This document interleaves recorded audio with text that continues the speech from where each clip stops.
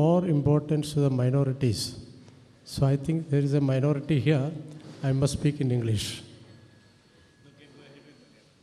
Okay. With his permission, I will speak in Malayalam. Okay.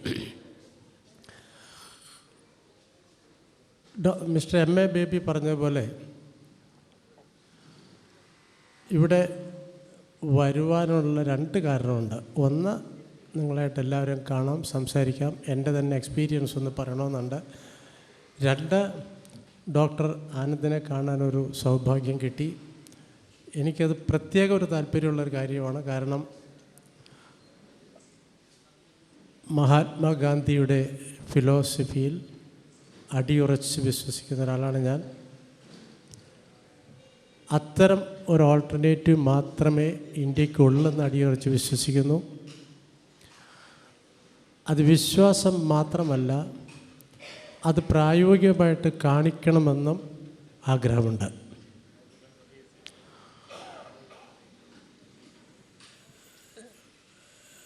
കഴിഞ്ഞ മുമ്പത്തെ വർഷം ഗവൺമെൻറ്റിന് ഞങ്ങളൊരു ഓൾട്ടർനേറ്റീവ് വേസ് ഫോർ ഡെവലപ്മെൻറ്റ് എന്ന് പറഞ്ഞിട്ട്, green guide lines for development എന്ന് പറഞ്ഞിട്ട് ഒരു ബുക്ക് ഉണ്ടാക്കി കൊടുത്തിരുന്നു. അതിൽ we had given several alternatives for each of the sector, agriculture, industries and everything. We have given alternative where nature would be protected and it will have the development also. That development will be focused on individual development of the entire nation, entire citizen. That was the thing. Unfortunately, nobody bothered about it, but we are finalizing it now. Now I have taken another decision that we will demonstrate it. See, we are all good at talking. We also had a good talk right now, just before me. But to put those things in practice, that's not easy. So, I am known for taking impracticable things and to see how it can be made practical. So ഞങ്ങൾ ഇപ്പോൾ തൃശ്ശൂരടുത്ത് Kanimangalam Vellangallur panchayat, just 30 kilometers from Trichur, we have launched a project there where the development of individual human beings,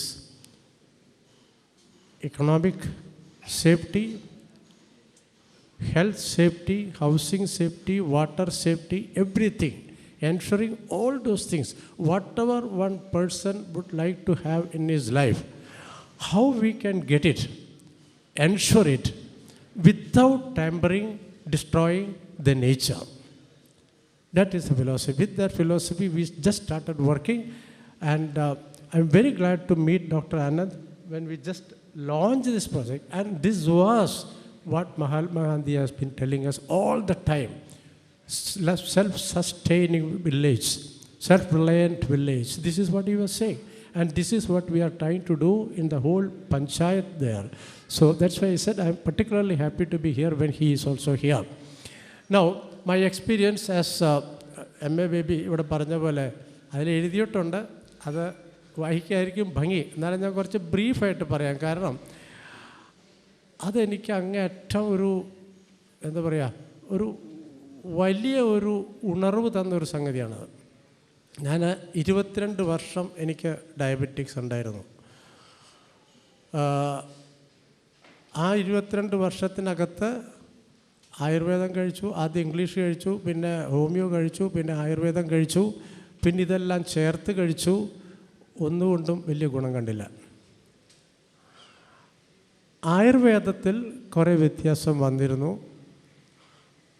അത് അവർ പറയുന്നത് പോലെ doctor Susheela Sajid മറ്റു തൃശ്ശൂർ ഒരു ഡോക്ടറുണ്ട്, വളരെ വളരെ famous ആണ്, specially chronic diseases like cancer etcetera.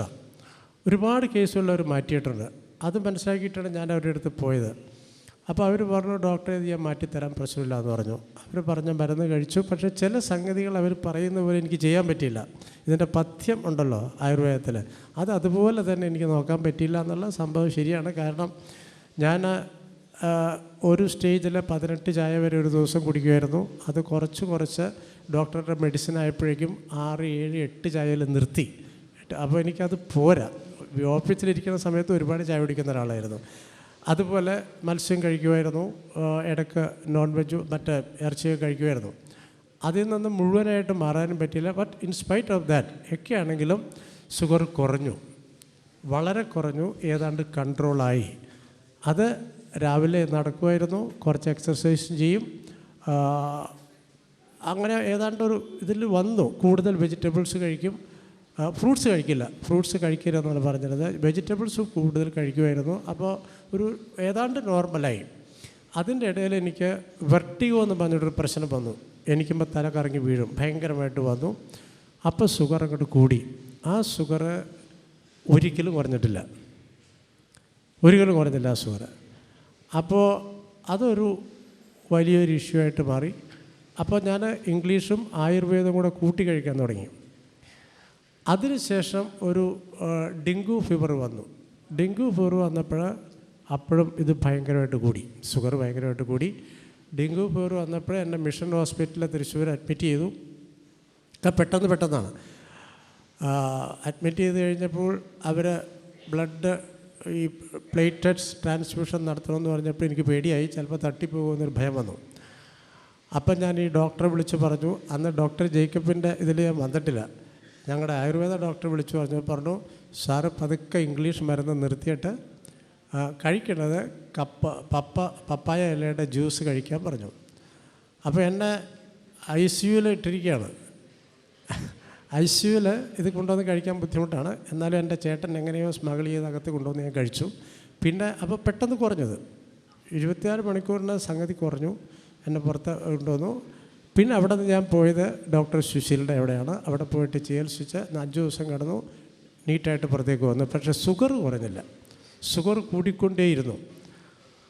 അപ്പോൾ ഡോക്ടർ ജേക്കബ് എന്നെ പല പ്രാവശ്യമായിട്ട് വിളിച്ചുകൊണ്ടിരിക്കുന്നുണ്ട്. സാറ് വന്ന് 10 ദിവസം കിടന്നാൽ മതി, മാറ്റിത്തരാമെന്ന് പറയുന്നുണ്ട്. എൻ്റെ വൈഫിനും ഉണ്ട്. വൈഫ് ഇങ്ങോട്ട് വന്നില്ലാന്ന് തോന്നുന്നു. ഇവിടെയുണ്ട്, ഉള്ളിക്കും ഉണ്ടായിരുന്നു. അപ്പോൾ 2 പേരോട് 10 ദിവസം വന്ന് കിടക്കാൻ പറഞ്ഞു. ഈ 2 പേർക്കും എനിക്ക് 10 ദിവസം കിട്ടുകയെന്ന് വെച്ചാൽ ജസ്റ്റ് ഇമ്പോസിബിൾ. അപ്പോൾ അവസാനം എൻ്റെ വൈഫ് പറഞ്ഞു, ഡോക്ടർ ലളിത അവിടെ ഇരിക്കുന്നുണ്ട്, ഞാൻ പോവാണ്, എനിക്ക് മടുത്തു ഇംഗ്ലീഷ് മരുന്ന് വരച്ചിട്ട്, ഞാൻ പോവാണെന്ന് പറഞ്ഞിട്ട് അങ്ങനെ തന്നെ പോയി. അവിടെ കിടന്ന് 10 ദിവസം തിരിച്ചു വന്നു. ഷുഗർ ഏതാണ്ട് നോർമലായി. പക്ഷെ ഞാൻ മറ്റേ ഡയറ്റിലും കാര്യങ്ങളിലൊക്കെ ആയതുകൊണ്ട് പിന്നീട് കുറേശ്ശെ മാറി തിരിച്ച് ഷുഗർ കൂടി. അപ്പോൾ 2 പേരുടെ തീരുമാനിച്ചു നോക്കാം, അവിടെ പോയി കിടക്കാമെന്ന് വെച്ചു. അങ്ങനെ അവിടെ പോയി 15 ദിവസം കിടന്നു.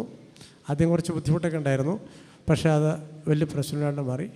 4-ാമത്തെ ദിവസം തുടങ്ങി എല്ലാ മരുന്നും നിർത്തിക്കോളാൻ പറഞ്ഞു, നിർത്തി.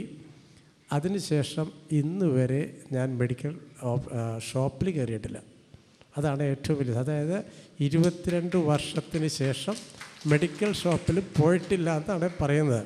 അതൊരു വലിയൊരു ആശ്വാസമായിരുന്നു. പണ്ട് ഞാൻ MSc ബറോഡയിൽ പഠിക്കുന്ന അതേ ഒരു ഫീലിംഗാണ് ഇപ്പോഴും എനിക്കുള്ളത്.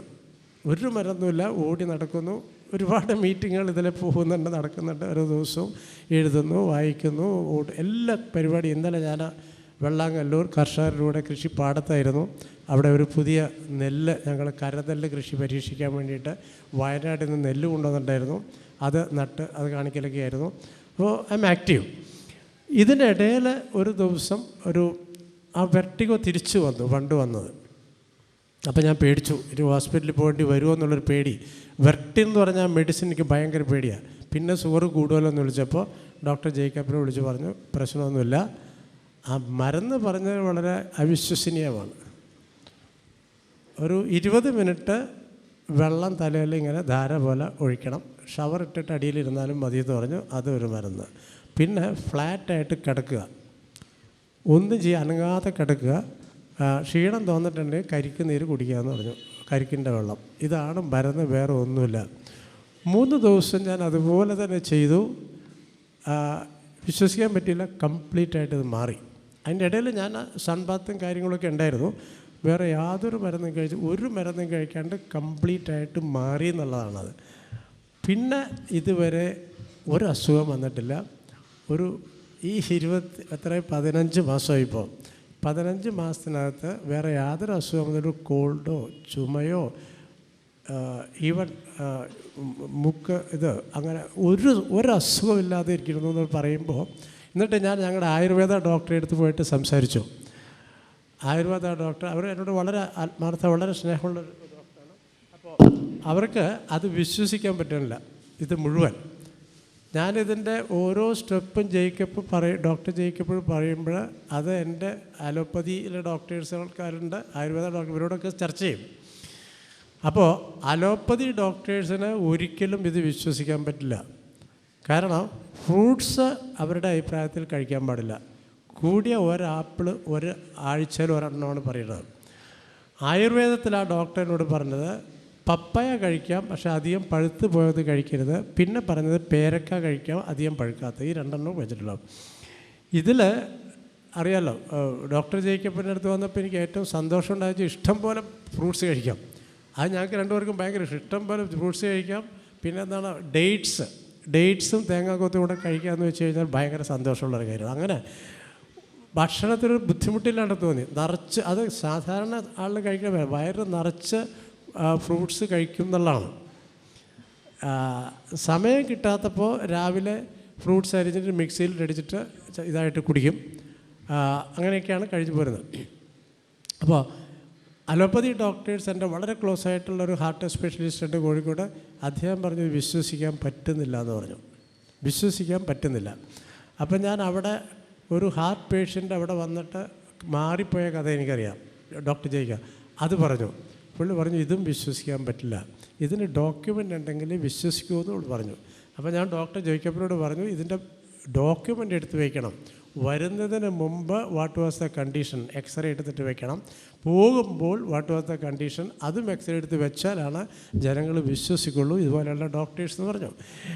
അതിനുശേഷം എറണാകുളത്തുള്ളൊരു ടോപ്പ് ഡോക്ടറാണ് അങ്ങേര്, പേര് ഞാൻ പറയുന്നില്ല, വളരെ ടോപ്പായിട്ടുള്ള അങ്ങേയറ്റം ക്വാളിഫൈഡ് ആയിട്ടുള്ള MBBS കഴിഞ്ഞ് MD കഴിഞ്ഞ് PhD ചെയ്ത് പിന്നെ DM ചെയ്ത് ഒരു വലിയ ഡോക്ടറാണ് അദ്ദേഹം. ഞാൻ ആകെ അങ്ങേയറ്റം മെമ്മറി ഉള്ള ഒരാളാണ്. അപ്പോൾ നമ്മളോട് ചോദിച്ചു കഴിഞ്ഞാൽ 1ാം ക്ലാസ് തുടങ്ങി ഇതുവരെ അദ്ദേഹം പഠിച്ചത് അങ്ങനെ മുഴുവൻ പറയും. അത്ര ഓർമ്മശക്തിയുള്ളൊരു മനുഷ്യനാണ്. അദ്ദേഹമായിട്ട് ഞാൻ എപ്പോഴും റെഗുലർ കോൺടാക്റ്റ് ഉണ്ട്. എന്തെങ്കിലും ഇഷ്യൂ വരുമ്പോൾ എനിക്കല്ല വേറെ ഫ്രണ്ട്സിനെ ആർക്കെങ്കിലും വിളിച്ച് അവസാന കൺസൾട്ടേഷൻ പുള്ളിയുടെ അടുത്താണ് ചെയ്യുക. ഈ നമ്മുടെ അലോപ്പതി പഠിച്ച് പുള്ളി പറഞ്ഞത് ഇതിൽ യാതൊരു തെറ്റുമില്ല, ഇത് ഇങ്ങനെ തന്നെ നടന്നോട്ടെ, യാതൊരു പ്രശ്നമില്ല. അപ്പം ഞാൻ പറഞ്ഞു ഷുഗർ ഈ പറയുന്ന 120 കഴിയാൻ വരുന്നില്ല. ആദ്യമൊക്കെ വന്നിരുന്നു, കുറച്ച് കഴിഞ്ഞപ്പോൾ 120 കൂടി. അത് ഞാൻ ഈ നാച്ചുറോപ്പതിയുടെ പ്രശ്നമായിട്ടല്ല പറയുന്നത്, എൻ്റെ ലൈഫ് സ്റ്റൈലിലുള്ള മാറ്റമാണ്. പലപ്പോഴും MA ബേബി പറഞ്ഞ പോലെ വെളുപ്പിന് എനിക്ക് പോകേണ്ടി വരുന്നു, 3:30 മണിക്ക് എനിക്ക് കുളിച്ചിട്ട് ഓടണം. അപ്പോൾ ഇത്തിരി ബുദ്ധിമുട്ടാണ്. ചിലപ്പോൾ 4:30 ചിലപ്പോൾ 5:30 പോവും. കഴിയുന്നതും ഞാൻ നേരത്തെ എനിട്ടിട്ട് ഈ യോഗ എങ്കിലും ചെയ്തിട്ടേ പോകാറുള്ളൂ, നടക്കൽ എല്ലാ ദിവസവും പറ്റില്ല. അപ്പോൾ അവിടെ ഒരു പ്രശ്നമുണ്ട്. ഒരാഴ്ച വീട്ടിൽ റെഡിയായിട്ട് ഇരുന്ന് എല്ലാം ചെയ്യുകയാണെന്നുണ്ടെങ്കിൽ ഈ പറഞ്ഞ സംഗതികളൊക്കെ നടക്കും. അതെനിക്ക് പറ്റാത്തതുകൊണ്ട് എൻ്റെ ലൈഫ് സ്റ്റൈൽ മുഴുവൻ ഇതിലേക്ക് കൊണ്ടുവരാൻ പറ്റാത്തതുകൊണ്ടുള്ള പ്രശ്നമുണ്ട്. പക്ഷേ അത് മറ്റേ നമ്മുടെ അലോപ്പതി ഡോക്ടർ പറഞ്ഞ് അതൊരു പ്രശ്നമേ അല്ല. 140, 150 ഷുഗർ ഈ ഏജിൽ, എനിക്കിപ്പോൾ ഞാൻ ചെറുപ്പമാണ്, 70 വയസ്സായിട്ടുള്ളൂ. അപ്പോൾ ഈ ഏജിൽ ഇതൊരു പ്രശ്നമല്ല എന്ന് പറഞ്ഞു. 180 വരെ പോകാമെന്നാണ് അലോപ്പതി ഡോക്ടർ എന്നോട് പറഞ്ഞത്. അപ്പോൾ പിന്നെ ഞാൻ വേറെ ഒന്നും നോക്കുന്നില്ല, ഭക്ഷണം കഴിക്കുന്നു. ഇപ്പോൾ അത് ഷുഗർ ടെസ്റ്റ് ചെയ്യാറില്ല. കാരണം ഡോക്ടർ ജേക്കബ് പറഞ്ഞ സാറ് ടെസ്റ്റ് ചെയ്യേണ്ട കാര്യമില്ല, ക്ഷീണം ഉണ്ടാകുന്ന നോക്കുക, എനർജി എങ്ങനെയുണ്ടെന്നുള്ളതാണ് പ്രശ്നം. എനർജി ദൈവം സഹായിച്ചിട്ട് യാതൊരു പ്രശ്നവുമേ ഇല്ല, ഇങ്ങനെ ഓടി നടക്കുന്നുണ്ട്. അപ്പോൾ എൻ്റെ കഴിഞ്ഞ ആഴ്ച ഞങ്ങളുടെ ആയുർവേദ ഡോക്ടറെ പോയി കണ്ടപ്പോൾ ഡോക്ടർ എന്നോട് പറയാം, ഡോക്ടർ ഇങ്ങനെ പറയല്ലേ, ആൾക്കാരോട് പറഞ്ഞു കഴിഞ്ഞാൽ കണ്ണ് കെട്ടിപ്പോവും എന്ന് പറഞ്ഞു. ഞാൻ പറഞ്ഞു ഇനി ആരോടും പറയില്ല എന്ന് പറഞ്ഞു. പക്ഷേ ആളിൽ അറിയണമല്ലോ ഇങ്ങനെയൊക്കെ നടക്കുന്നത്. ഇത് ഞാൻ MA ബേബി പറഞ്ഞ പോലെ നേച്ചർ കൺസർവേഷനായിട്ട് ഒത്തിരി ഇതുള്ളതാണിത്. ഈ നേച്ചർ ലൈഫും നേച്ചർ കൺസർവേഷനും ഒത്തു തന്നെ പോകണം, അതാണ് എൻ്റെ ഒരു സംഗതി. ഇപ്പം ഞങ്ങൾ ഈ വെള്ളാങ്കല്ലൂർ പഞ്ചായത്തിൽ അവിടെ കംപ്ലീറ്റ് ഗാന്ധിയൻ മോഡലിൽ തന്നെയാണ് അവിടെ പരിപാടികളൊക്കെ ചെയ്യുന്നത്. ആ പഞ്ചായത്ത് വളരെ അങ്ങേയറ്റം നമുക്ക് സപ്പോർട്ടും ചെയ്യുന്നുണ്ട്, നമ്മളൊക്കെ ചെയ്തുകൊണ്ടിരിക്കുന്നുണ്ട്. അപ്പോൾ അവിടെ ഒരു സംഗതി ഈ ലൈഫ് സ്റ്റൈലൊന്ന് മാറ്റണം എന്നുള്ളതാണ്. അത്ര എളുപ്പമൊന്നുമല്ല, അവിടെ പല ബാറുകളൊക്കെ ഉണ്ട്, അത്ര എളുപ്പമല്ലെന്ന് എനിക്കറിയാം. പക്ഷേ അവിടെ ഒരു അറ്റംപ്റ്റ് നടത്തണം. കാരണം ഈ അരി ഭക്ഷണം 3 നേരം അല്ലെങ്കിൽ ചിലപ്പോൾ 4 നേരമൊക്കെ കഴിക്കുന്ന ആൾക്കാരാണ് കേരളത്തിലുള്ളത്. അത് മാറാതിരിക്കാൻ പറ്റില്ല. ഞങ്ങൾ അരി ഭക്ഷണം നിർത്തിയിട്ട് വളരെ വർഷങ്ങളായി, ഇപ്പോൾ തീരെയില്ല. ഇപ്പോൾ ഡോക്ടർ ജേക്കബ് പറഞ്ഞു കുറച്ച് കഴിച്ചോളാൻ പറഞ്ഞു ഉച്ചയ്ക്ക്. അങ്ങനെ ഉച്ചയ്ക്ക് ഒരല്പം അരി ഭക്ഷണം കഴിക്കും, അല്ലെങ്കിൽ അരി മേടിക്കില്ല. എൻ്റെ വീട്ടിൽ അരി മേടിക്കില്ല. ആരെങ്കിലും വരണമെന്ന് വെച്ചാൽ അന്നേരം പോയിട്ട് ഇത്തിരി അരി മേടിച്ചുകൊണ്ട് വരും, അവർക്ക് കൊടുക്കും. അല്ലാണ്ട് അരി മേടിക്കുന്ന പ്രശ്നമില്ല. നമ്മൾ ഈ അരിയെ മുൻനിർത്തിയിട്ടുള്ള ഈ ഭക്ഷണം എൻ്റെ അഭിപ്രായത്തിൽ അതാണ് ഒരു വലിയൊരു പ്രശ്നം ഈ ഈ ഈ ഡയബറ്റീസിലേക്ക് പോകുന്നത്. അത് കുറച്ചൊന്നുമല്ലല്ലോ നമ്മൾ കഴിക്കുന്നത്. ഇപ്പോൾ ഹോട്ടലിൽ പോകുമ്പോൾ കാണാം അത് ഓരോരുത്തർ കഴിക്കുന്നത് ഒരു കുന്ന് റൈസാണ്. ശരിക്കും പറഞ്ഞാൽ ഒരു കുന്നാണ്. ആദ്യത്തെ സർവിൽ തന്നെ ഒരു കുന്നുണ്ടാവും. അത് കഴിഞ്ഞാൽ പിന്നെ മേടിച്ച് കഴിക്കുന്ന ആൾക്കാരാണ് കാണുന്നത്. അത് ഭയങ്കര ഓവർ കൺസംഷനാണ്, സംശയമില്ല. അപ്പോൾ ഞാൻ ഈ വെള്ളാങ്കല്ലൂർ പാക്കേജിൽ ഈ ലൈഫ് സ്റ്റൈലും കൂടെ കൊണ്ടുവരണമെന്ന് വിചാരിച്ചിട്ടുണ്ട്. കാരണം കുറേ ആൾട്ടർനേറ്റീവ് വേണം. നമ്മൾ കേരളത്തിൽ ഇപ്പോൾ നമ്മൾ കൺസ്യൂം ചെയ്യുന്ന റേറ്റ് വെച്ച് നോക്കുകയാണെന്നുണ്ടെങ്കിൽ 45 ലക്ഷം ടൺ അരിയാണ് ഒരു വർഷം വേണ്ടത്. നമ്മൾ ആകെ ഉണ്ടാക്കുന്നത് കഷ്ടി 6 ലക്ഷം ടണ്ണാണ്. ബാക്കിയുള്ളത് മുഴുവൻ വെളിയിൽ നിന്ന് കൊണ്ടുവരുന്നു. ഈ വെളിയിൽ നിന്ന് കൊണ്ടുവരുന്നതിൽ അവിടെ ഇപ്പോൾ കുറഞ്ഞുകൊണ്ടിരിക്കുകയാണ്. അവിടെ നെൽപ്പാടങ്ങളൊക്കെ നികത്താൻ തുടങ്ങിയിട്ടുണ്ട്. കാരണം മുഴുവൻ വികസനമാണല്ലോ, തലതിരിഞ്ഞ വികസനം. അപ്പോൾ അവിടെ നികത്താൻ തുടങ്ങിയപ്പോൾ അരി കിട്ടാണ്ടാവും. അത് മാത്രമല്ല, ഈ വണ്ടി ഓടിച്ച് ലോറിയിലും മറ്റും അവിടെ നിന്ന് കൊണ്ടുവരുമ്പോൾ ഒരുപാട് പുക ഇത് വരുന്നു. അത് അന്തരീക്ഷത്തെ പിന്നെ മലിനീകരിക്കുന്നു. അപ്പോൾ അത് ഗ്ലോബൽ വാർമിങ്ങിനൊക്കെ കാരണമാകുന്ന പല പ്രശ്നങ്ങൾ ഇതിനകത്തുണ്ട്. അതുകൊണ്ടൊക്കെയാണ് മഹാത്മാഗാന്ധി 1930കളിൽ പറഞ്ഞത് ഓരോ വില്ലേജും സെൽഫ് സഫിഷ്യൻ്റ് ആക്കണമെന്ന് പറയാനുള്ള കാരണം അതാണ്. ഓരോ വില്ലേജും അതാണ് അദ്ദേഹം പറഞ്ഞത്. അപ്പോൾ അതിൽ ഒന്ന് ഇത് തന്നെയാണ്. ഈ ഫുഡ് മൈലേജ് ഞങ്ങൾ പറയും, ഇത് കൊണ്ടുവരണമല്ലോ, അതിനുള്ള മൈലേജ് അത് കുറക്കണം. പിന്നെ അതിൽ പ്രധാനമായിട്ടുള്ളത് നമ്മുടെ പച്ചക്കറികളിലും മറ്റുമുള്ള വിഷം, അതാണ് ഏറ്റവും വലിയൊരു സംഗതി എന്ന് ഞാൻ വിശ്വസിക്കുന്നു. കാരണം എന്തൊക്കെ നമ്മൾ പറഞ്ഞാലും 1960 മുമ്പ് ഇത്ര അസുഖങ്ങൾ ഇവിടെ ഉണ്ടായിരുന്നില്ല, ഇത്ര ക്യാൻസർ പേഷ്യൻസ് ഉണ്ടായിരുന്നില്ല, ഇത്ര ഡയബറ്റിക് ഉണ്ടായിരുന്നില്ല. ഇപ്പോൾ WHO കണക്കിന് ഇരട്ടിയായിട്ടാണ് വരുന്നത്. ഡോക്ടർ ആനന്ദ് ഇവിടെ പറഞ്ഞു ഇല്ലേ, ഇരട്ടിയായിട്ടാണ്. അവരുടെ പ്രൊഫസിയൊക്കെ തെറ്റിപ്പോയി. ഇതിങ്ങനെ വന്നുകൊണ്ടിരിക്കാനുള്ള കാരണം നമ്മുടെ ഭക്ഷണ രീതിയും ഭക്ഷണത്തിൻ്റെ ക്വാളിറ്റിയുമാണ്. ആ ക്വാളിറ്റിയാണ് ഏറ്റവും വലിയ വിഷം തന്നെയാണ്. എല്ലാ പച്ചക്കറികളിലും വിഷമുണ്ടെന്നുള്ളതിന് ഒരു സംശയമില്ല. എല്ലാ പച്ചക്കറി, ഇപ്പോൾ കോഴികളിൽ നമ്മൾ കണ്ടു, ഈ അടുത്ത് പേപ്പറിൽ വായിച്ചിട്ടുണ്ട്. അതിനു മുമ്പേ അറിയാവുന്നതാണ്, അവർ ഈ ഹോർമോൺ കുത്തിവയ്ക്കുന്ന, ഇതൊക്കെ അറിയാവുന്ന കാര്യങ്ങളാണ്. പക്ഷേ എന്നിട്ടും ചെറുപ്പക്കാരത് കഴിക്കുന്നു. അതിൽ നിന്ന് അവരെ എങ്ങനെ തിരിച്ചു കൊണ്ടുവരാമെന്നുള്ളൊരു ശ്രമം കൂടെ നടത്തേണ്ടത് ഞങ്ങൾ വെള്ളാങ്കല്ലൂർ പഞ്ചായത്ത്. അത് എൻ്റെ അഭിപ്രായത്തിൽ ഈ as a whole the nation should take up that. വിഷം ഇല്ലാത്ത ഭക്ഷണം കൊടുക്കുക എന്നുള്ളതാണ് ഏറ്റവും വലിയ സംഗതി. പിന്നെയാണ് അതിൻ്റെ ലിമിറ്റ് വരുന്നുള്ളൂ. ഇപ്പോൾ ഇവിടെ ഈ ജൈവ കൃഷി, പണ്ട് ജൈവ കൃഷി ആയിരുന്നല്ലോ. 1960 50 60 വരെ, 62 63 മറ്റേതിലേക്ക് പോയത്. ഹരിത വിപ്ലവം വന്ന് ഹരിത വിപ്ലവത്തിൻ്റെ ആവശ്യം ഇവിടെ ഉണ്ടായിരുന്നില്ല എന്നുള്ളതാണ് ഇപ്പോൾ കണക്കുകൾ കാണിക്കുന്നത്. അപ്പം അന്നൊക്കെ നമ്മളോട് പറഞ്ഞത് പട്ടിണിയാണ്. ഞാനുമൊക്കെ പട്ടിണി അതിൽപ്പെട്ട ആളുകളാണ്. മഹാരാജ് സ്കൂളിൽ പഠിക്കുമ്പോൾ ചാളയും പിന്നെ എന്താണ് മരക്കിഴങ്ങും കൂടെ കിട്ടിയിരുന്നത്. കാരണം അരിയില്ല. പക്ഷേ ആ അരി ഇല്ല എന്ന് പറയുന്നത് പച്ചക്കള്ളമാണെന്ന് ഇപ്പോൾ എനിക്ക് മനസ്സിലായി. കാരണം ministry of agriculture, government of ഇന്ത്യയുടെ ഓൺ റെക്കോർഡ് മേടിച്ച് പരിശോധിച്ചപ്പോൾ നമ്മുടെ നാട്ടിൽ 1940 തുടങ്ങി ഇപ്പോൾ വരെ മോർ ദാൻ 40% കൂടുതൽ ഉള്ള ഭക്ഷ്യവിളകൾ നമ്മൾ കഴിക്കുന്നില്ല. മനസ്സിലായതോ? The grains what we require is only 45 to 50% of what we are producing. Rest of the things are waste. So it is not the food shortage, it is a question of distribution. പക്ഷേ ഇവിടെ പറ്റിയത്, they said that there is a food shortage, therefore we will have to have high yielding varieties.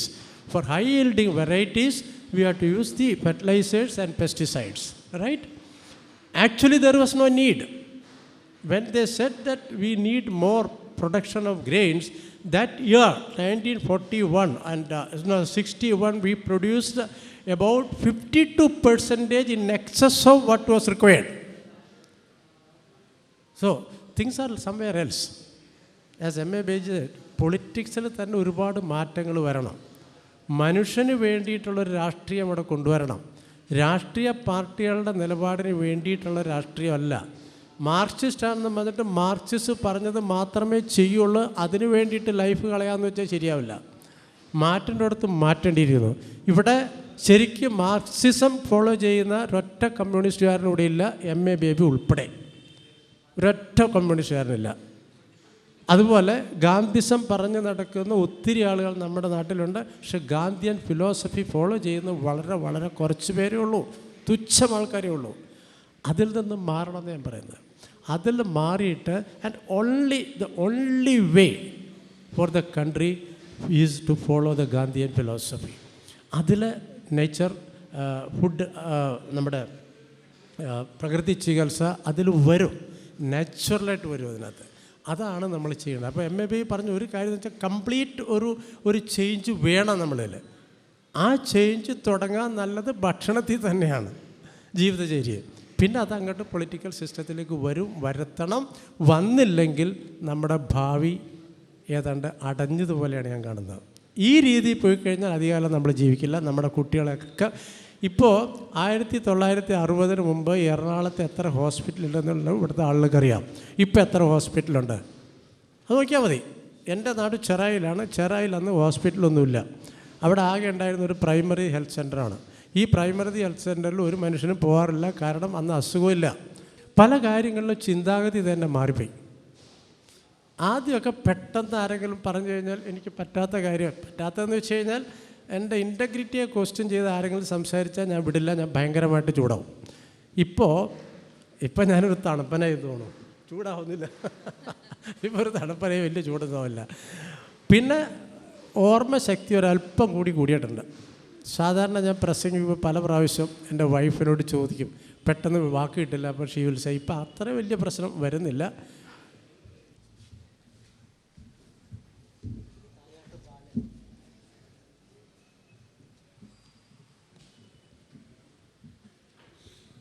ഞങ്ങളൊക്കെ വളരെയധികം ബഹുമാനിക്കുന്ന ഒരു വ്യക്തിയാണ് ശ്രീ തായാട്ട് ബാലൻ. ബാലേട്ടൻ എന്നാണ് നമ്മളെല്ലാവരും വിളിക്കുന്നത്. കാരണം അദ്ദേഹം എന്താ പറയുക, മുടി തൊട്ടടി വരെയെന്നോ അങ്ങേയറ്റം ഗാന്ധിയനായിട്ടുള്ള മനുഷ്യനാണ്. അത് ഒരുപാട് പ്രചോദനം ഞങ്ങൾക്കൊക്കെ തന്നുകൊണ്ടിരിക്കുന്നതാണ്. അപ്പം അങ്ങനെയുള്ളൊരു വ്യക്തിയാണ് ഇപ്പോൾ നമ്മുടെ കൂടെ വന്നിരിക്കുന്നത്. പിന്നെ എനിക്ക് പറയാനുള്ളത്, ഈ നാച്ചുറോപ്പതിയിലേക്ക് പോയതിന് ശേഷം കണ്ണിൻ്റെ കാഴ്ച വളരെ വ്യത്യാസപ്പെട്ടു. അതെനിക്ക് വിശ്വസിക്കാൻ പറ്റില്ല. കഴിഞ്ഞ സെപ്റ്റംബറിൽ, ഇവിടെ നിന്ന് ജൂണിലാണ് ഞാൻ അവിടെ പോയി കിടന്ന് പോകുന്നത്. സെപ്റ്റംബറിൽ ഇതുപോലൊരു മീറ്റിങ്ങിൽ സംസാരിച്ചു കൊണ്ടിരിക്കുമ്പോൾ അവിടെ പ്രൊജക്ഷനിൽ കാണിച്ചുകൊണ്ടിരിക്കുകയാണ്. അപ്പോൾ എനിക്ക് വായിക്കാൻ പറ്റുന്നില്ല. അപ്പോൾ കന്നഡ മാറ്റി കഴിഞ്ഞാൽ വ്യക്തമാകും, കന്നഡ വെച്ചാൽ വ്യക്തമാവില്ല. അങ്ങനത്തെ ഒരു സിറ്റുവേഷനായിരുന്നു. അപ്പോൾ അത് തിരുവനന്തപുരത്തായിരുന്നു മീറ്റിംഗ്. തിരിച്ചു വന്നിട്ട് ഉടനെ ഐ സ്പെഷ്യലിസ്റ്റിൻ്റെ അടുത്ത് പോയി കണ്ടു. വാസൻ ഐ ക്ലിനിക്കിൽ കണ്ണ് ടെസ്റ്റ് ചെയ്തു. അപ്പോൾ പറഞ്ഞു, സാറിൻ്റെ കണ്ണിന് ഇമ്പ്രൂവ്മെൻ്റ് ഉണ്ട്, അപ്പോൾ അതുകൊണ്ട് ഗ്ലാസിൻ്റെ പവർ കുറക്കണമെന്ന് പറഞ്ഞു. അതൊരു ഭയങ്കര നല്ലൊരു വളരെ സന്തോഷമായിട്ട് തോന്നി. ഇപ്പോൾ അത് കഴിഞ്ഞിട്ട് പിന്നീടും കണ്ണിന് പ്രശ്നം വന്നിട്ടുണ്ട്. അപ്പോൾ ഞങ്ങൾ കഴിഞ്ഞ ദിവസം പോയി കാണിച്ചു. അപ്പോൾ പറഞ്ഞു അതിനേക്കാൾ ബെറ്ററായിട്ടുണ്ട് ഗ്ലാസിൻ്റെ. ഇനി ഗ്ലാസ് ഈ ഇങ്ങനെ ഉള്ള ലോങ് വിഷന് ഈ ഗ്ലാസ് വേണ്ട, വെറും പ്ലെയിൻ ഗ്ലാസ് മതി, വായിക്കാൻ മാത്രമേ ഗ്ലാസ് മതി എന്ന് പറഞ്ഞു. അപ്പോൾ ഐ തിങ്ക് അത് ഒരു ഭയങ്കര മാറ്റമാണ്. ഈ ഗ്ലാസ് വെക്കുമ്പോഴാണ് വയസ്സായി എന്നൊക്കെ തോന്നണത്. അപ്പോൾ എനിക്ക് തോന്നണത് കുറച്ച് കഴിയുമ്പോൾ വായിക്കാനും ഗ്ലാസ് ഉണ്ടാകുന്ന സ്റ്റേജിലേക്ക് വരുമെന്നാണ് എനിക്ക് തോന്നുന്നത്, ഈ രീതിയിൽ പോവുകയാണെന്നുണ്ടെങ്കിൽ. അപ്പോൾ എല്ലാ വിധത്തിലും എന്നെ അങ്ങേയറ്റം ആകർഷിച്ചിട്ടുള്ള ഒരു സംഗതിയാണ് ഈ നാച്ചുറോപ്പതി എന്ന് വെച്ചിട്ട് മറ്റുള്ള മെഡിസിനെ ഞാൻ തള്ളി പറയില്ല. അതിൽ വിശ്വാസമുള്ള ആൾ അതിൽ ചെയ്തോട്ടെ, പക്ഷേ അതിൻ്റെ പ്രശ്നങ്ങളൊക്കെ അവർക്ക് ഉണ്ടാവും. ഞാനതൊക്കെ മനസ്സിലാക്കിക്കൊണ്ട് തന്നെ പക്ഷേ ഇതിലേക്ക് വരാൻ ആളുകൾക്ക് ധൈര്യമില്ല. ഇപ്പോൾ ഒരു ഹാർട്ടിൻ്റെ പ്രശ്നം വന്നു കഴിഞ്ഞാൽ അത് അലോപ്പതി പോകാനേ താല്പര്യമുള്ളൂ. അല്ലെങ്കിൽ ക്യാൻസർ വന്നു കഴിഞ്ഞാൽ, ഇത് വളരെ വ്യക്തമായിട്ട് എനിക്കറിയാവുന്നതാണ്. ക്യാൻസർ പേഷ്യൻസിനെ ചികിത്സിച്ച് മാറ്റിയിട്ടുണ്ടെന്നുള്ള കേസുകളുണ്ട്. അവരുടെ അടുത്ത് പോകാൻ പറഞ്ഞാലും വിശ്വാസമില്ല. പഠിച്ച ആളുകൾ വിശ്വാസം പോരാ. എന്തൊക്കെ പറഞ്ഞാലും അത് അലോപ്പതിയിലെ മെഡിസിനുള്ളൊരു തോന്നലാണ്. ഞാൻ ആദ്യം ആയുർവേദത്തിൽ പോയി നോക്കാൻ, അത് കഴിഞ്ഞിട്ട് ഞാൻ ഇത് പറയുള്ളൂ. കാരണം ആയുർവേദത്തിൽ വരാമെന്ന് പറഞ്ഞാൽ, അലോപ്പതിയിൽ നിന്ന് ആയുർവേദത്തിൽ വരാമെന്ന് പറഞ്ഞാൽ വലിയൊരു സംഗതിയാണ്. എന്നിട്ട് പിന്നെ അങ്ങോട്ട് പോകാമെന്നാണ് ഞാൻ പറയുക. പക്ഷേ പഠിച്ച ആളിൽ വരെ അതിന് തയ്യാറല്ല എന്നുള്ളതാണ്. പഠിച്ച ആൾക്കും അലോപ്പതിയാണ് എന്തോ, കാരണം ലക്ഷങ്ങൾ അവിടെ കൊണ്ട് കൊടുക്കണം ഇല്ലേ? അച്ഛൻ്റെ ചികിത്സയ്ക്ക് മകൻ 1.5 ലക്ഷം രൂപ ചെലവ് ചെയ്തു എന്ന് പറയുമ്പോൾ ഒരു വലിയ ക്രെഡിറ്റാണ് അവന് സമൂഹത്തിലുണ്ടാകുന്നത്. പക്ഷേ അവസാനം അച്ഛൻ ചത്തു എന്നുള്ളത് വേറെ വിഷയം. അച്ഛൻ മരിച്ചു, അത് ഉറപ്പാണ്. അപ്പോൾ ക്യാൻസർ പേഷ്യൻറ്റിനെ അലോപ്പതി കൂടി ചികിത്സിച്ച് എത്ര പേരെ മാറ്റിയിട്ടുണ്ടെന്നും, ക്യാൻസർ പേഷ്യൻസിന് ആയുർവേദത്തിൽ കൂടി ചികിത്സിച്ചിട്ട് എത്ര പേരെ മാറ്റിയിട്ടുണ്ടെന്നും, അതുപോലെ തന്നെ ഈ നമ്മുടെ ജൈവകൃഷിയല്ല, നമ്മുടെ നാച്ചുറോപ്പതിയിൽ കൂടി എത്ര പേർ മാറ്റിയിട്ടുണ്ടെന്നും ഒരു പഠനം നടത്തി നോക്കിയാൽ അറിഞ്ഞൂടും. അതാണ് ചെയ്യേണ്ടത്. അത് ഞാൻ ഡോക്ടർ ജേക്കബിനോട് എപ്പോഴും പറയുന്നത്, ഡോക്യുമെൻറ്റ് ചെയ്യണം, അല്ലെങ്കിൽ ആരും വിശ്വസിക്കില്ല എന്ന്. പക്ഷേ അദ്ദേഹത്തിന് അതിനുള്ള ആൾക്കാരില്ല. ഒരുപാട് ആളെ ചികിത്സിച്ച് മാറ്റിയിട്ടുണ്ടെന്ന് അറിയാം. പക്ഷേ ഇത് അലോപ്പതി ഡോക്ടേഴ്സിൻ്റെ അടുത്ത് പറയുമ്പോൾ അവർ ചോദിക്കുന്നത്, ഇവിടെ വന്നപ്പോൾ ഹാർട്ടിൻ്റെ കണ്ടീഷൻ എങ്ങനെയായിരുന്നു, എക്സ്റേ എടുത്ത് നോക്കിയിട്ടുണ്ടോ, അതിന് ശേഷം എങ്ങനെയായിരുന്നു, ഇത് കാണിച്ചാലേ വിശ്വസിക്കാൻ പറ്റുള്ളൂ എന്നാണ് പറയണത്. എന്ത് ചെയ്യാൻ പറ്റും? ഇങ്ങനെയാണ്. പക്ഷേ അപ്പോൾ അതെന്തായാലും ഒരു ബിസിനസ്സാണ്. എൻ്റെ കണ്ണിൻ്റെ സ്പെഷ്യലിസ്റ്റ് കഴിഞ്ഞ ദിവസം പറഞ്ഞ പോലെ എനിക്കാകെ കൺഫ്യൂഷനായി. അങ്ങേര് ഒരു സൈഡിൽ പറയും കണ്ണ് ബെറ്ററായിട്ടെന്ന് പറയും.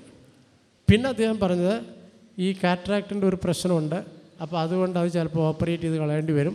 ഏതായാലും 3 മാസം ഇങ്ങനെ നോക്കാം, പിന്നെ പ്രശ്നം വരികയാണെങ്കിൽ നമുക്ക് ആലോചിക്കാമെന്ന് പറഞ്ഞു. ആദ്യം പറഞ്ഞു കണ്ണ് ബെറ്ററായിട്ടെന്ന് പറഞ്ഞു, പിന്നെ പറയണ കാര്യം. അപ്പോൾ എനിക്ക് ആകെ സംശയമായി.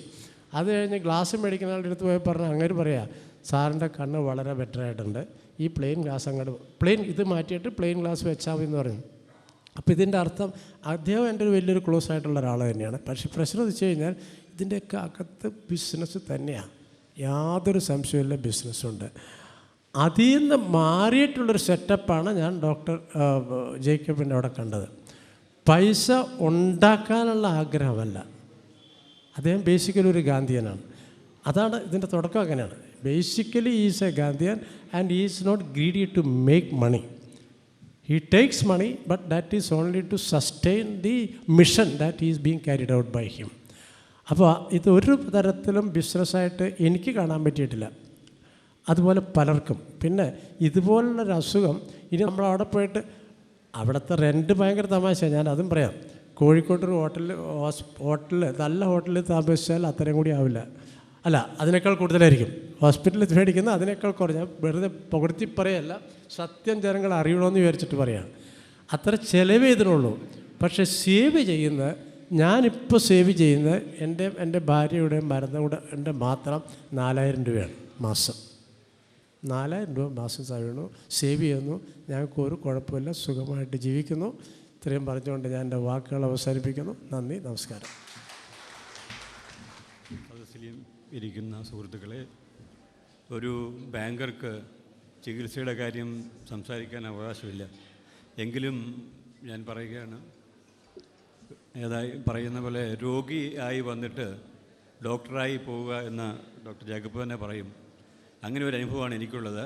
2 വർഷങ്ങൾക്ക് മുമ്പ് അപ്പോളോ ഹോസ്പിറ്റലിൽ ഒരു മെഡിക്കൽ ചെക്കപ്പിന് പോയപ്പോൾ 4 അസുഖങ്ങൾ എനിക്ക് അവർ പറയുകയുണ്ടായി. 1 blood sugar, 2 acute sinusitis, 3 bad cholesterol, 4 varicose vein. ഇതിന് മരുന്ന് കഴിക്കണമെന്നാണ് എന്നോട് നിർദ്ദേശിച്ചത്. പക്ഷേ ഞാൻ മരുന്ന് കഴിച്ചില്ല. അതിനുശേഷം കഴിഞ്ഞ ഡിസംബറിൽ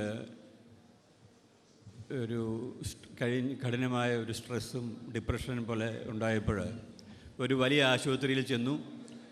ആ ആശുപത്രിയിൽ ഡോക്ടർ പറഞ്ഞു, ഇതിന് 1 വർഷത്തെ മരുന്ന് കഴിക്കണം, അതിനുശേഷം ഈ മരുന്ന് ജീവിതകാലം മുഴുവൻ കഴിക്കേണ്ടതാണ് എന്ന് പറഞ്ഞു. രാത്രിയിൽ കിടക്കാൻ സമയത്ത് ആ ഗുളിക കഴിക്കാനായിട്ടൊരു താല്പര്യം തോന്നാത്തതിനാൽ അത് അന്ന് കഴിച്ചില്ല. ഏതായാലും ഇത് കഴിച്ചാൽ ജീവിതം മുഴുവൻ കഴിക്കണമെന്ന് കരുതിയിട്ട് അന്ന് കഴിക്കാതെ അടുത്ത ദിവസം ഡോക്ടർ വടക്കാഞ്ചേരിയെ കൺസൾട്ട് ചെയ്തപ്പം അദ്ദേഹം പറഞ്ഞു ഇങ്ങോട്ട് പോരൂ എന്ന് പറഞ്ഞു. ഞാനവിടെ ചമ്പക്കരയിൽ ആശുപത്രിയിൽ പോയി 2 ആഴ്ച അവിടെ കിടന്നു, ചികിത്സ കഴിഞ്ഞു. ആ ജീവിത രീതി അവിടെ ഞാൻ പഠിച്ചത് 3 മാസം തുടർന്നു. അതിനുശേഷം മാർച്ച് 31 ഒരു ബ്ലഡ് ടെസ്റ്റ് അടുത്ത ക്ലിനിക്കിൽ പോയി ഞാൻ നടത്തുകയുണ്ടായി. അപ്പോൾ അവിടുത്തെ ആ ഡോക്ടർ പറഞ്ഞത്, നിങ്ങൾ ഈ 60-ാമത്തെ വയസ്സിലും ഒരു വിധത്തിലുള്ള അസുഖങ്ങളും ഇല്ല എന്നാണ് കാണുന്നത്, അതിന് കാരണം എന്താണ് എന്ന് ചോദിച്ചു. അതിന് എനിക്ക് ഒരേ ഒരു മറുപടി ഉണ്ടായിരുന്നുള്ളൂ, നിങ്ങൾ ഡോക്ടർ ജേക്കബ് വടക്കാഞ്ചേരിയെ കൺസൾട്ട് ചെയ്യുക എന്ന് മാത്രം. അതായത് ഒരു 2 ആഴ്ചത്തെ ചികിത്സ കൊണ്ട് എൻ്റെ ഈ ഡിപ്രഷൻ്റെ പ്രശ്നം മാത്രമല്ല ബാക്കി എല്ലാ രോഗങ്ങളും മാറാൻ സാധിച്ചു എന്ന ഒരു ഗുണമാണ് നാച്ചുറോപ്പതി എനിക്ക് തന്നത്. അതിനുശേഷം പ്രാക്ടിക്കലി ഞാനൊരു ഡോക്ടറായി എന്ന് തന്നെ പറയാം. കാരണം പല സദസ്സുകളിലും നാച്ചുറോപ്പതിയെക്കുറിച്ച് സംസാരിക്കുകയും പല ഡോക്ടർമാരുടെയും അപ്രീതിക്ക് പാത്രമാവുകയും ചെയ്തിട്ടുണ്ട്. എന്നാൽ ചില അവസരങ്ങളിൽ ഇത് നല്ല ഗുണങ്ങളും ചെയ്തിട്ടുണ്ട്. കഴിഞ്ഞ ദിവസം ഡോക്ടർ ഞങ്ങളുടെ ഗ്രാമത്തിൽ വന്നപ്പോൾ ഒരു ക്ലാസ് എടുക്കുകയുണ്ടായി. അവിടുത്തെ പഞ്ചായത്ത് ഉദ്യോഗസ്ഥരെല്ലാം ആ പ്രോഗ്രാമിൽ വന്നിരുന്നു. ഈ പ്രോഗ്രാം ഡോക്ടറുടെ ക്ലാസ് കഴിഞ്ഞതിന് ശേഷം എനിക്ക് കിട്ടിയ വിവരം, ആ പഞ്ചായത്തിലെ ഉദ്യോഗസ്ഥർ ചായയും കാപ്പിയും കുടിക്കൽ നിർത്തി എന്നായിരുന്നു. അങ്ങനെ ചില നല്ല അനുഭവങ്ങളും ഉണ്ടായിട്ടുണ്ട്. ഇതിൻ്റെ കൂടെ ഞങ്ങൾ ഡോക്ടർ പറഞ്ഞ പോലെ കൊച്ചി ഹെൽത്ത് മിഷൻ എന്ന ഒരു സംരംഭം ഞങ്ങൾ നടത്തി വരുന്നുണ്ട്. അതിൻ്റെ ഒരു ജനറൽ സെക്രട്ടറിയാണ് ഇദ്ദേഹം, എൻ്റെ ഭാരവാഹിയാണ്. പക്ഷേ കുരുവിള അവിടെ ഇരിക്കുന്ന അദ്ദേഹം കൊച്ചി ഹെൽത്ത് മിഷൻ്റെ ഭാരവാഹിയാണ്. ഞങ്ങൾ ഈ രീതിയിലുള്ള പ്രവർത്തനങ്ങൾ പ്രോത്സാഹിപ്പിക്കുകയും ആളുകൾ കൂടുതൽ ആരോഗ്യ സംരക്ഷണം നോക്കണമെന്നും നാച്ചുറോപ്പതി പോലുള്ള കാര്യങ്ങൾ ശ്രദ്ധിക്കണമെന്നും ഒരു ആളുകളെ മനസ്സിലാക്കി കൊടുക്കാനുള്ള ഒരു സംരംഭമാണ് ഈ കൊച്ചി ഹെൽത്ത് മിഷൻ നടത്തുന്നത്. കൊച്ചി ഹെൽത്ത് മിഷനും നമ്മളുടെ ഈ ആശുപത്രിയും ചേർന്ന് പല പ്രോഗ്രാമും നടത്തുന്നുണ്ട്. നിങ്ങളോട് എനിക്ക് ഒരേ ഒരു കാര്യം പറയാനുള്ളത്, നാച്ചുറോപ്പതി എന്നത് നിങ്ങൾ